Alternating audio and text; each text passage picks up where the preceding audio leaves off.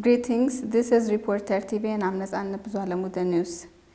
The United States ambassador to the United Nations said the Eritrean forces are wearing Ethiopian Defense Forces uniform to stay in Tigray region indefinitely despite the agreement made between the leaders of Ethiopia and Eritrea. Linda Thomas-Greenfield, the U.S. ambassador to the UN, stressed the deteriorating humanitarian and human rights situation in Tigray, which she presented to the UN Security Council. A statement by the ambassador released on the 15th of April 2021 indicated the presence of credible reports that Eritrean forces are still in Tigray.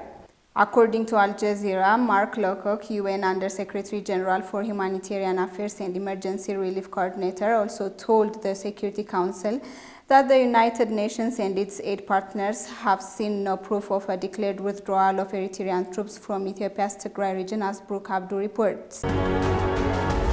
Ethiopia rejected the attempts of Egypt and Sudan to involve Arab countries on the matters of Grand Ethiopian Renaissance Dam.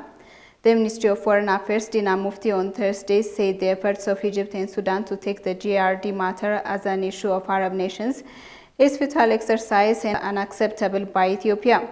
In his weekly media briefing, Ambassador Dina Mufti slammed the Egyptian government for mistrusting the African bloc, saying this is not an accusation, rather it is a practical justification of what they are doing. In an African Union-led meeting held in Kinshasa last week, Ethiopia, Egypt and Sudan failed to strike a deal over the operations and filling of the GRD.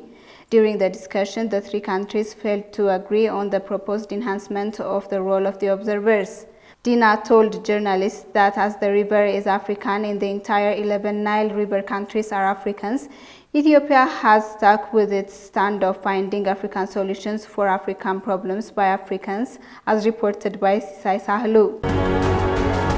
The National Bank of Ethiopia directed new entrants to the banking industry to increase their paid-up capital to 5 billion birr within 7 years. Currently, 20 banks are under formation and another 4 are waiting for an approval from the National Bank of Ethiopia.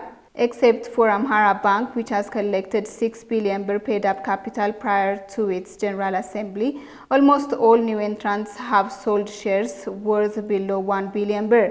The new rule introduced by the National Bank of Ethiopia marks the end of the $500 million birr minimum paid-up capital requirement that has been in place for over a decade. Fraser Ayaleo told the reporter that the directive, which is now approved and issued, requires 5 billion birr paid-up capital to establish a bank, and the transition period is 5 years for existing licensed banks and 7 years for under-formation banks that hold a General Assembly, as Samson Brahane reports. The Ethiopian government announced that basic goods importers would be allowed to use franco valuta to ease the surging cost of living in the country.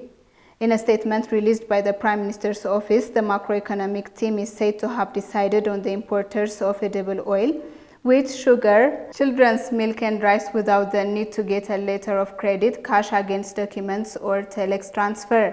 The imports, it was reasoned, would help bridge the gap between the supply and demand of the basic goods.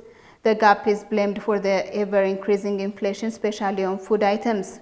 According to the Central Statistics Agency, CSA, the general inflation in the first 3 months of the year 2021 stood at 20.4, 20.3 and 20.4 respectively, as Brooke Abdu reports. That was all for today. For more information, please visit our website, thereporterethiopian.com.